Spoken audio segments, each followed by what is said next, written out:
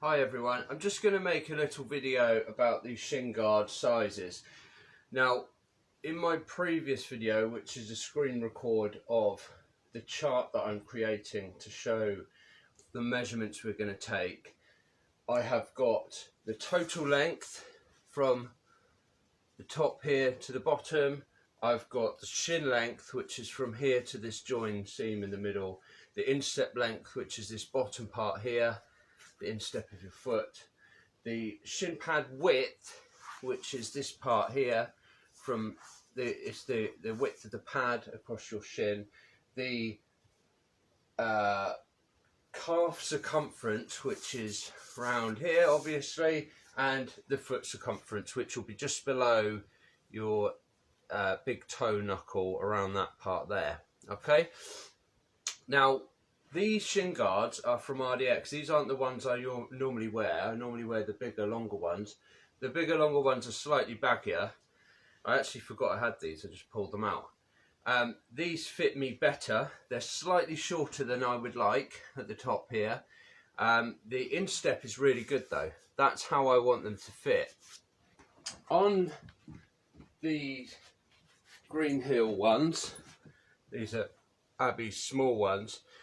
If you look at the instep, they're designed slightly differently. This comes forward a little bit more and this is tucked in, whereas this is more of a flat. So however far this comes down, this bottom part is going to touch on the ball of your foot here. So we need to be aware of that when we're taking measurements.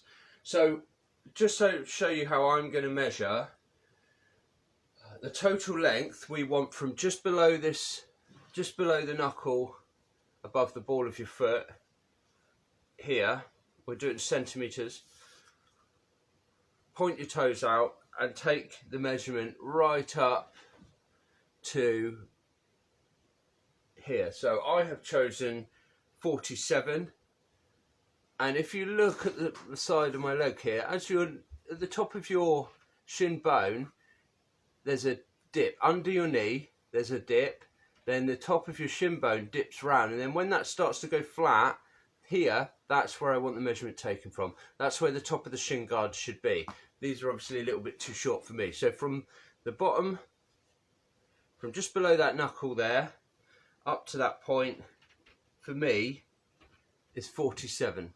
Okay, so that's how long the shin guards I'm going to get made are. Now, my shin length, if we pull that up to there, my shin length is then going to be 32, and then obviously the difference is 15, and if you measure from there to the seam, that is 15. Okay, then the shin pad width itself, this doesn't matter too much as long as it's relatively good, but from this seam to this seam, that's how wide that pad is, that's 14 for me. My calf circumference, I use the other leg now because you don't want to measure around the pad.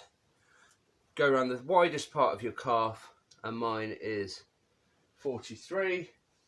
And the foot circumference, again, below that knuckle, below the ball of your foot, mine is 26. So that's how I want the measurements taken. We will put on, I've got samples so people can see what feels like what on your leg, and we can compare and see what we need longer and shorter. But I've created a chart and I'll show you. I'll actually just take a screenshot of it and upload it with this video into the group, but you'll be able to see exactly what we're going to be doing with the measurements. Okay.